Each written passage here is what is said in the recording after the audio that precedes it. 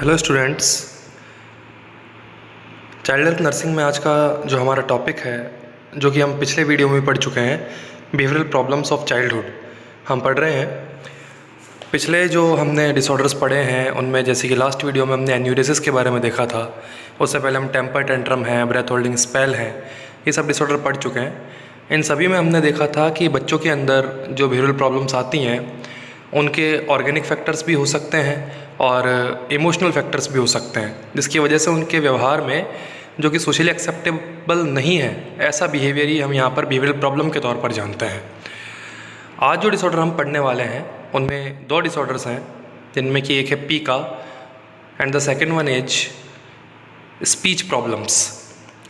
जो पहला डिसऑर्डर है हमारा पीका, उसे जियोफेजिया भी कहा जाता है। पीका में मेनली जो बच्चे हैं, आपने घरों में भी देखा होगा, छोटे बच्चों को देखा होगा, वो ऐसी चीज़ें खाने लग जाते हैं जो कि नॉन एडिबल सब्सटेंसेस हैं, जैसे कि मिट्टी है, पेंसिल्स हैं और पेंट्स हैं, चॉक है, ये सब चीज़ें बच्चे खाने लग जाते हैं।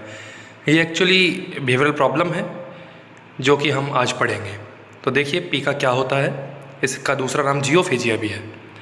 Pica is a habit disorder of eating non-edible substances such as clay, paints, chalk, pencil, plaster from wall, earth, scalp hair, etc. मतलब कि पीका एक हैबिट डिसऑर्डर है, यानी कि बच्चों का जब बिहेवियर चेंज होगा, अनएक्सेप्टेबल होगा, उसमें उन्हें इस चीज़ की हैबिट लग जाती है, यानी कि उन्हें आदत हो जाती है नॉन एडिबल सब्सटेंसेस ईट करने की, यानी कि वो ऐसी चीज़ें खाने लग जाते हैं जो कि खानी नहीं चाहिए, जैसे कि क्ले, मिट्टी है, पेंट्स हैं, चॉक हैं, पेंसिल्स हैं, दीवार पर जो प्लास्टर होता है उसे खुरच कर खाने लग जाते हैं, अर्थ है यानी कि ज़मीन पर मिट्टी जो भी है उसे खाते हैं, स्कैल्प हेयर यानी कि अपने बाल तोड़कर और खाने लग जाते हैं। ये सब नॉन एडिबल सब्सटेंसेज हैं और पीका के अंदर इसी कंडीशन को रखा जाता है। It is normal up to the age of 2 years. देखिए ये बहुत समझने वाली बात है कि 2 साल तक अगर बच्चा ऐसी कोई चीज़ करता है तो उसे हम बिहेवियरल प्रॉब्लम्स में नहीं मानते हैं, क्योंकि ये नॉर्मल है। क्योंकि बच्चे क्यूरियस होते हैं, उन्हें टेस्ट लेना है हर चीज़ का, कौन सी चीज़ कैसी है, तो वो अपने मुंह में रख लेते हैं। इस वजह से इसे 2 साल से कम उम्र के बच्चों में ये कॉमनली होती है, लेकिन उससे आगे अगर 2 साल की एज के बाद भी अगर बच्चे ऐसा करते हैं तो उसे हम फिर बिहेवियरल प्रॉब्लम मानते हैं। पीका के फ्रिक्वेंट कॉजेज़ क्या क्या हैं, क्या क्या हो सकते हैं जिसकी वजह से बच्चा जियोफेजिया या पीका जैसी प्रॉब्लम से सफ़र करता है। The first one is parental neglect. सबसे पहली बात, अगर माँ बाप का ध्यान बच्चे पर नहीं है, बच्चे को नेगलेक्ट किया जाता है, तो वह ऐसी चीज़ें करता है, उसे रोकने वाला कोई नहीं है, तो ये कारण बन सकता है। दूसरा है poor attention of care giver. बिल्कुल वैसे ही जैसे कि माँ बाप कोई अटेंशन नहीं रख रहे हैं अपने बच्चे की तरफ, बिल्कुल भी उनका ध्यान नहीं है, बिल्कुल अटेंटिव नहीं है अपने बच्चे को लेकर, बच्चा क्या कर रहा है, क्या खा रहा है, वो सब चीज़ें, तो ये भी एक कारण बन सकता है। इनएडिक्वेट लव एंड अफेक्शन। माँ बाप का अपने बच्चे के प्रति प्रेम और स्नेह उतना नहीं है जितना कि उसे मिलना चाहिए, तो बच्चा अंदर ही अंदर उन चीज़ों को रखता है, सोचता रहता है, क्योंकि उसकी अपनी एक अलग दुनिया बन जाती है, तो वो जो मर्जी पड़ती है वो करता है, उसे रोकने वाला भी कोई नहीं होता, इस वजह से वो ऐसी चीज़ें खाने लग जाता है। It is common in poor socio economic family. जो परिवार जो सोशियो इकोनॉमिक रूप से वेल्दी नहीं है, अच्छे से अपने बच्चों के लिए चीज़ें अफोर्ड नहीं कर सकते हैं, उनमें ज़्यादातर देखा जाता है। एंड इन माल नरिश्ड, और जो बच्चे कमज़ोर हैं, जैसे कि विटामिन एंड मिनरल डेफिशिएंसी है, तो अपने आप उनके लिए वो क्रेविंग की तरह हो जाता है और वो बच्चे उन चीज़ों को खाते हैं। एंड मेंटली सब नॉर्मल चाइल्ड, और अगर कोई बच्चा मेंटली प्रिपेयर्ड नहीं है, मेंटली एबल नहीं है और सब नॉर्मल चाइल्ड है, तो वो बच्चा ऐसी चीज़ें करता है। Children with Pica may have associated problems of intestinal parasitosis। जो बच्चे पीका से सफ़र कर रहे होते हैं उनमें कुछ प्रॉब्लम्स और देखी जा सकती हैं, जैसे कि इंटेस्टाइनल पैरासाइटोसिस। जैसे कि हम देखते हैं बच्चों के पेट में कीड़े होते हैं, पैरासाइट्स होते हैं, ये एक एसोसिएटेड प्रॉब्लम हो सकती है पीका वाले बच्चों में।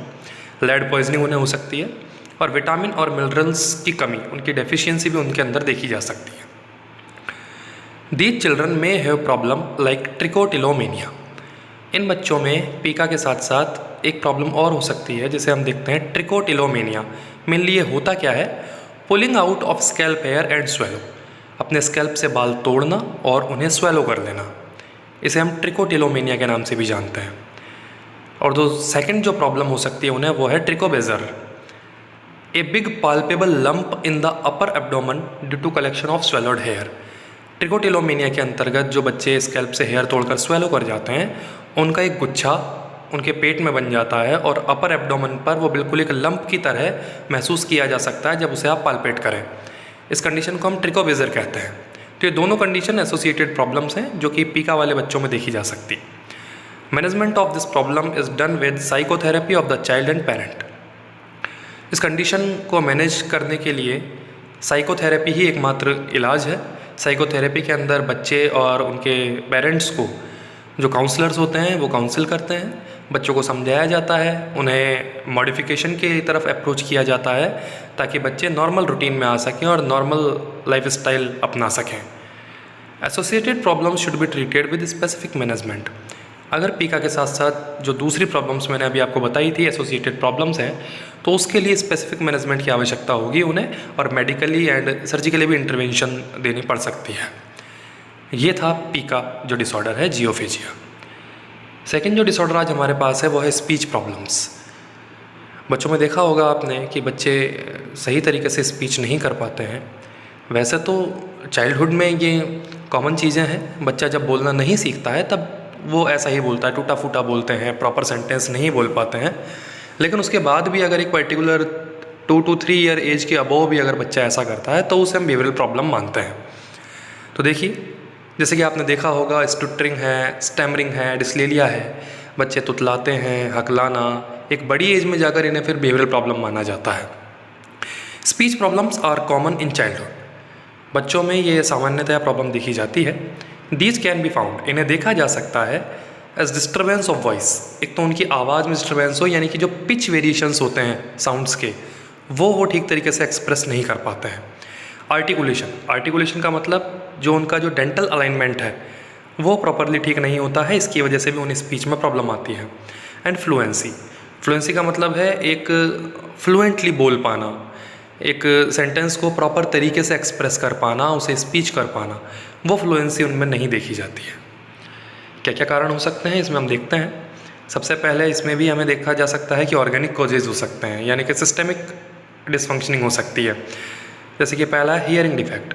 बच्चों को यदि सुनने में अगर समस्या है, हियरिंग डिफेक्ट है, तो उन्हें स्पीच प्रॉब्लम्स से रिलेटेड समस्याएं भी हो सकती हैं।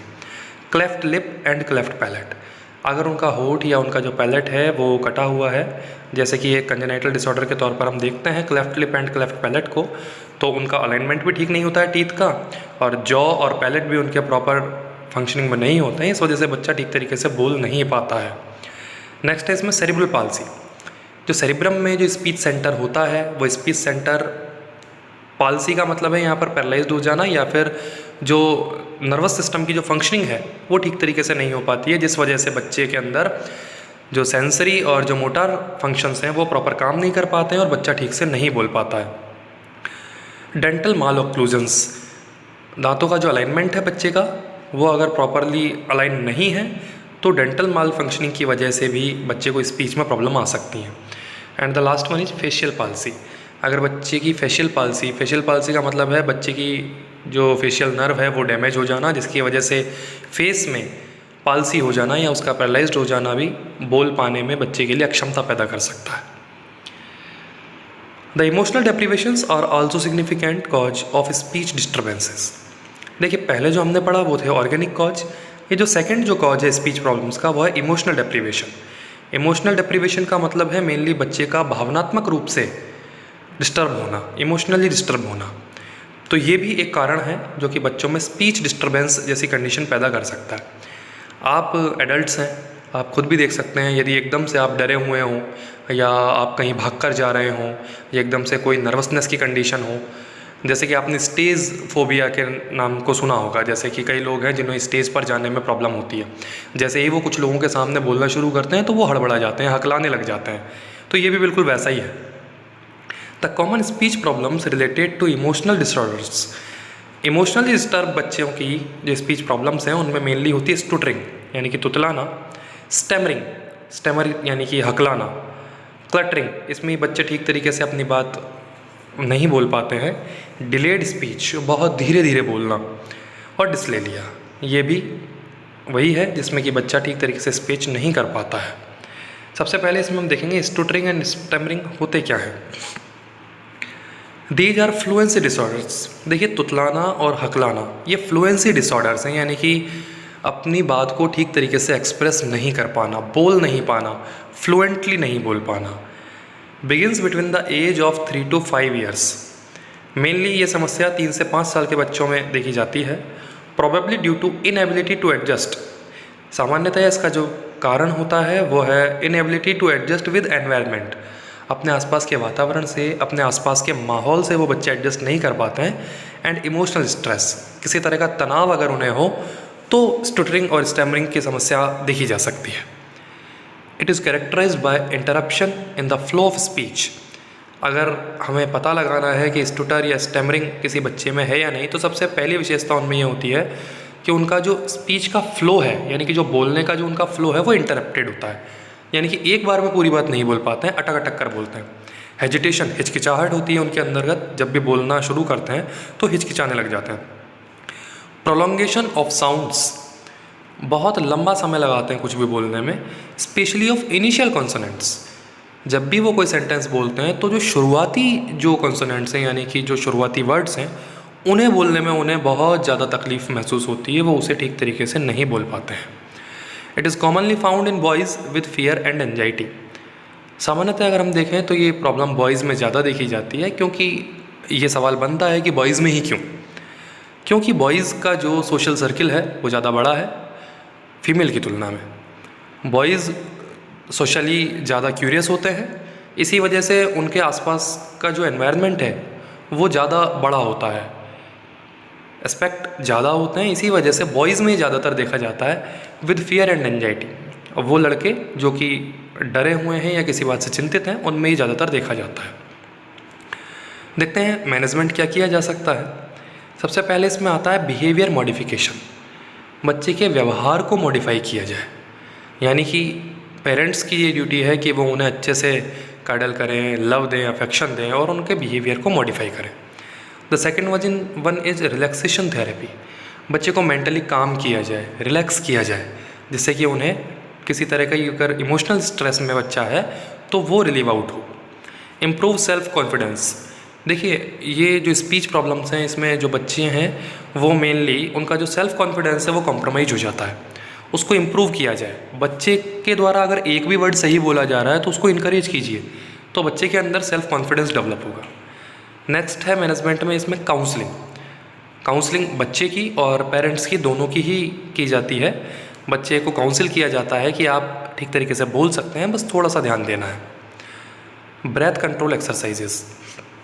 स्टुटरिंग और स्टैमरिंग जिस तरह की स्पीच प्रॉब्लम्स हैं, इनमें मेनली ब्रेथ कंट्रोल एक्सरसाइजेस करवाई जाती है, क्योंकि जब कोई भी बच्चा हकलाता है या तुतलाता है तो मेनली वो ब्रेथ होल्ड नहीं कर पाते हैं, वो जल्दी जल्दी बोलने का प्रयास करते हैं। ब्रेथ होल्डिंग एक्सरसाइज जब उनमें ये चीज़ डेवलप करेगी, ब्रेथ को वो ज़्यादा होल्ड करना सीखेंगे, तो अपने सेंटेंस को वो प्रॉपरली थ्रो कर सकेंगे। नेक्स्ट है इसमें स्पीच थेरेपी। स्पीच थेरेपी का मतलब होता है कि जो लोग ठीक से नहीं बोल पाते हैं उन्हें थेरेपिस्ट के द्वारा मेडिकेशंस भी दी जाती हैं और थेरेपी दी जाती है, जिससे कि वो आसानी से बोल पाएँ। Encouragement and guidance. जैसा कि मैंने आपको पहले बताया, बच्चों को प्रोत्साहित कीजिए और उसे गाइड कीजिए कि आप प्रॉपर बोल सकते हैं। उनके अंदर का डर निकालिए, उनकी चिंताओं को निकालिए। एक जो उसमें हमने बात की थी क्लटरिंग एंड डिस्लेलिया, ये होते क्या हैं ये देख लेते हैं। क्लटरिंग का मतलब होता है अनक्लियर एंड हरिड स्पीच, जल्दी जल्दी बोलना और क्लियरली नहीं बोल पाना, मतलब कि वो जो बोलते हैं सामने वाले को समझ ही नहीं आता है। और जो दूसरा है इसमें डिस्लेलिया, स्पीच डिफ़िकल्टी, बोलने में तकलीफ़ होना caused by abnormality of teeth. Mainly जो उनके बच्चों के जो दांतों का अलाइनमेंट है, जो आर्टिकुलेशन है, वो ठीक नहीं होने की वजह से स्पीच में आई डिफ़िकल्टी को हम डिस्लेलिया कहते हैं। या फिर जॉ और पैलेट में अगर उन्हें एबनॉर्मलिटी है, उसमें स्ट्रक्चरली कोई डिफेक्ट है या उसकी फंक्शनिंग प्रॉपर नहीं है, तो भी डिस्लेलिया जैसी कंडीशन दिखाई दे सकती है। इन सभी में भी मैनेजमेंट बिल्कुल वैसा ही होगा जैसा कि हमने अभी स्टुटरिंग एंड स्टैमरिंग में देखा था। तो आज जो दोनों डिसऑर्डर हमने पढ़े हैं वो मेनली चाइल्डहुड के डिसऑर्डर्स हैं, बिहेवियरल प्रॉब्लम्स हैं। एक था पीका, जिसमें कि बच्चे वो चीज़ें खाना शुरू करते हैं जो कि उन्हें नहीं खानी चाहिए, और दूसरे थे स्पीच प्रॉब्लम, जिसमें कि इमोशनली या ऑर्गेनिक कॉज की वजह से बच्चों का ठीक से नहीं बोल पाना। आज के लिए इतना ही। Thank you so much.